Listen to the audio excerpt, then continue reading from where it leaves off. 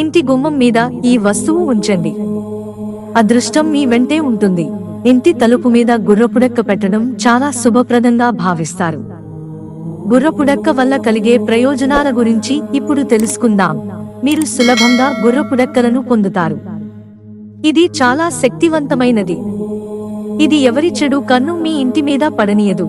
వాస్తు ప్రకారం గుర్రపుడెక్కను ఇంటి తలుపుపై ఉంచడం వల్ల ఇంట్లో సానుకూల శక్తి ఉంటుంది, ప్రతికూలత నుండి బయటపడుతుంది.